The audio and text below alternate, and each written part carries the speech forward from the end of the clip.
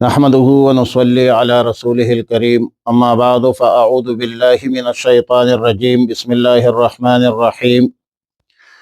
لإيلاف قريش إيلافهم رحلة الشتاء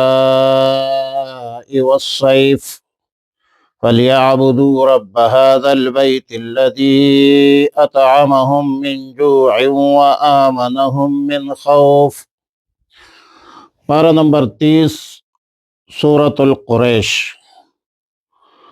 سورہ قریش مکی صورت ہے، قبل از ہجرت نازل ہے، 4 آیتوں پر مشتمل ہے۔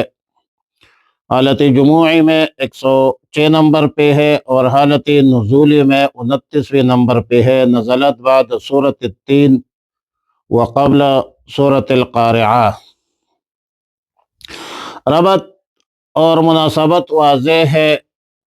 کہ سورہ فیل میں بیت اللہ کی تحفظ کا ذکر تھا اور سورۃ القریش میں بیت اللہ کی عبادت کا ذکر ہے، اور تقریباً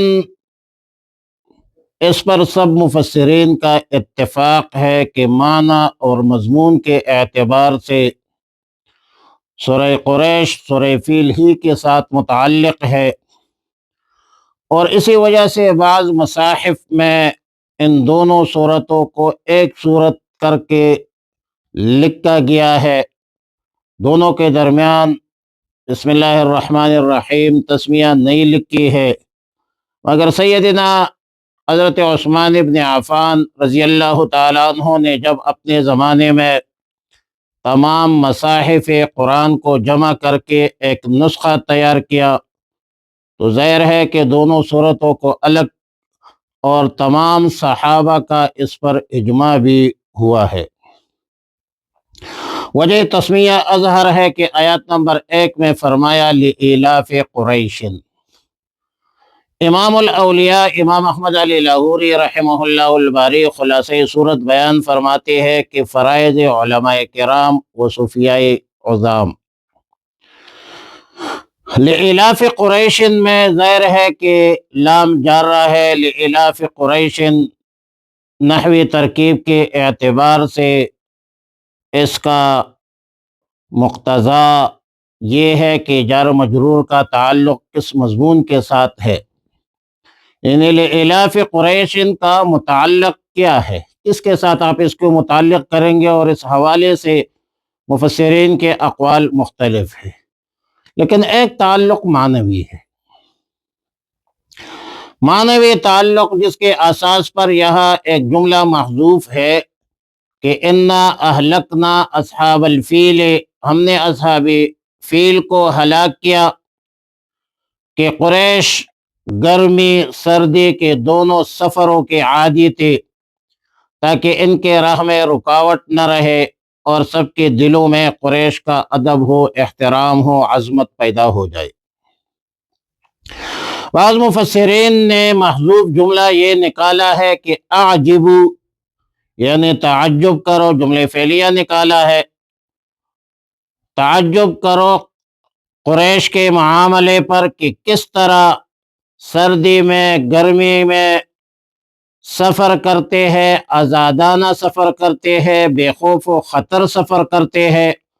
اور کسی قسم کا خوف خطر نہیں ہوتا۔ وجہ یہ ہے کہ لوگ بیت اللہ کی عظمت کو سلام پیش کرتے ہیں اور بیت اللہ کی نسبت سے لوگ احترام کرتے ہیں۔ بعض مفسرین لإیلاف قریشین کا تعلق مع بعد کا جو جملہ ہے اس کو قرار دیتے ہیں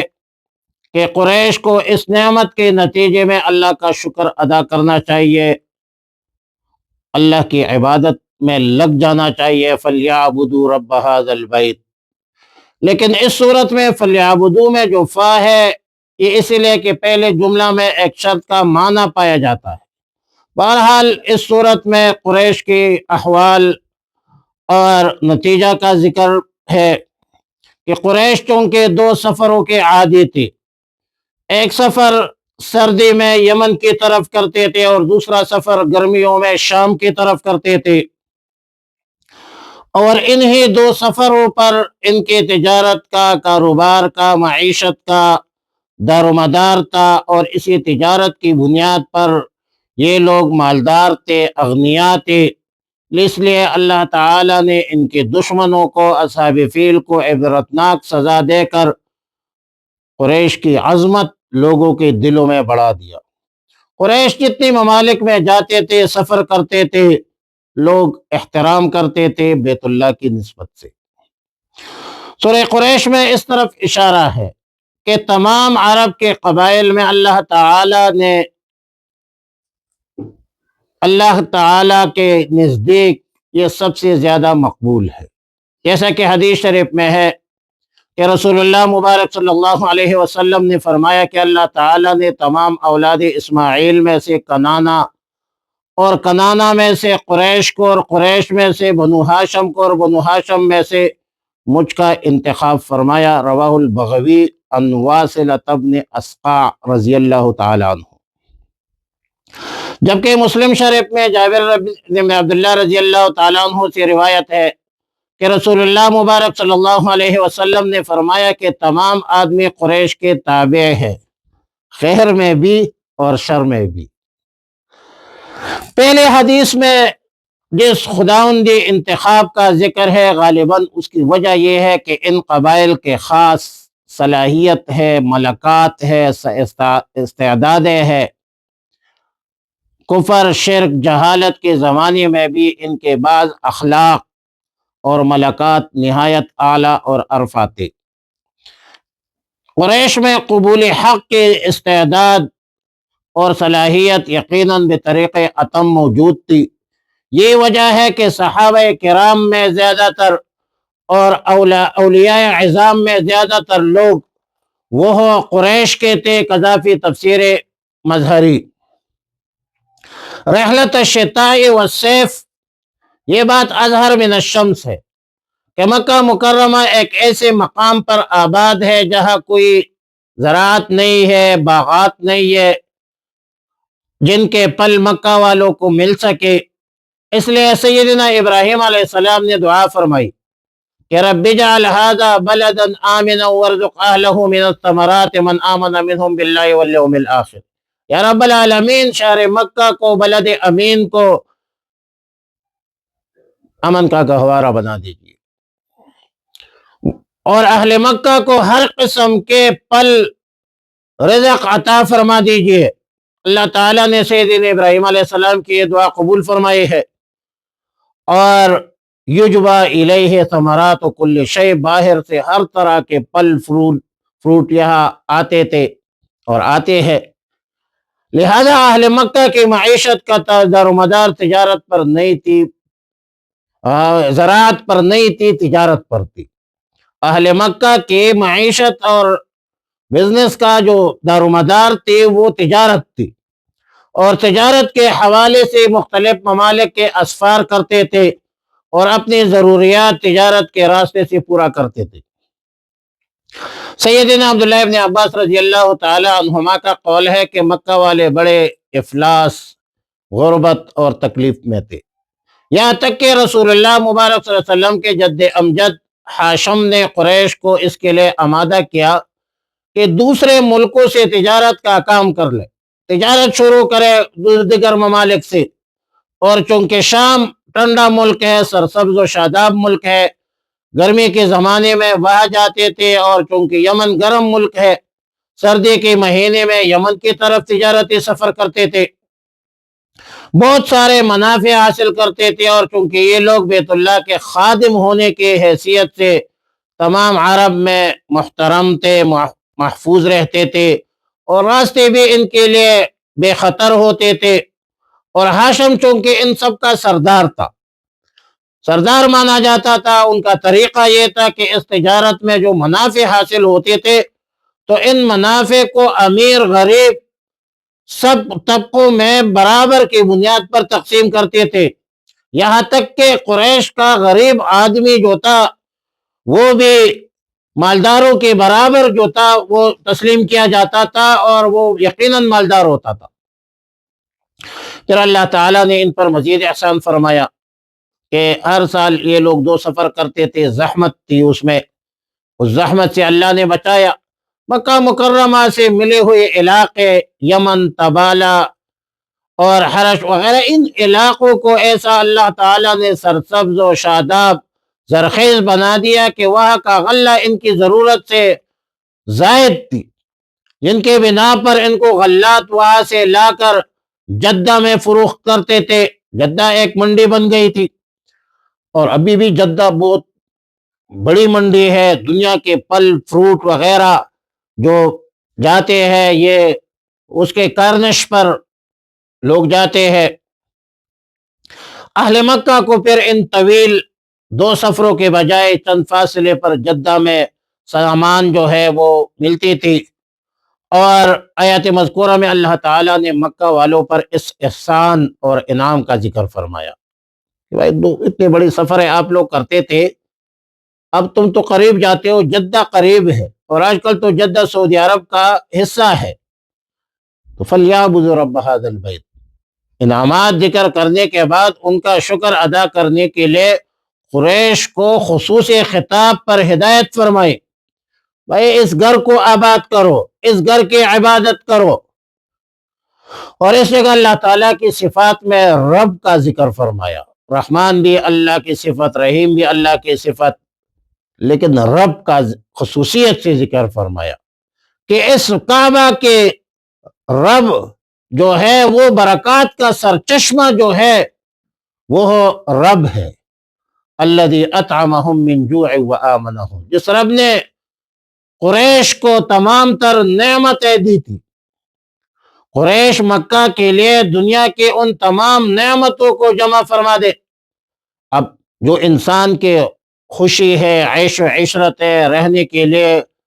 جو ضروری ہے وہ کیا ہے؟ اطعمہم من جوع، کھانے پینے پیٹ کی فکر ہے، ضروریات انسانی بشری ضروریات، کھانے پینے کی چیزیں، اور اہم چیز وہ آمنہم من خوف، دشمنوں ڈاکو کے خوف سے مامون اور محفوظ ہونا امن بڑی نعمت ہے اللہ کی، لیکن تجارت کی دار و مدار جو ہے وہ امن پر ہے، دفاع پر نہیں ہے،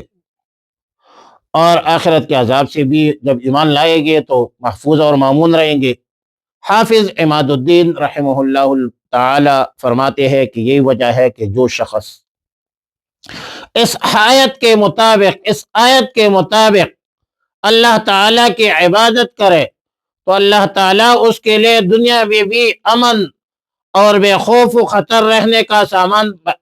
فرما دیتے ہیں، آخرت میں بھی۔ اور جو اس سے انحراف کرے، جو اس سے فَلْيَعْبُدُوا عبادت سے انحراف کرے، کیونکہ انسانی تخلیق کا مقصد عبادت ہے، وَمَا خَلَقْتُ الْجِنَّ وَالْإِنسَ إِلَّا لِيَعْبُدُونَ، زندگی آمد برائے بندگی، زندگی بے بندگی شرمندگی۔